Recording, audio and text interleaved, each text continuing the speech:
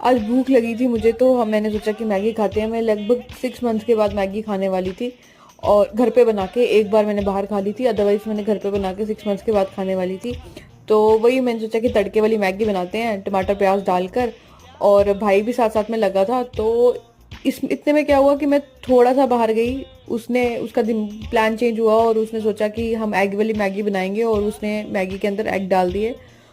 पता नहीं लोगों को अच्छी लगती होगी, पर जब मैंने खाई, मुझे भी एक्सपेक्टेशंस थी कि वो अच्छी बनी होगी, पर जब मैंने खाई मुझे इतना गंदा टेस्ट लगा, इतना गंदा टेस्ट लगा, मेरे मुंह का स्वाद बिगड़ गया। तो ट्राई मत करना ये।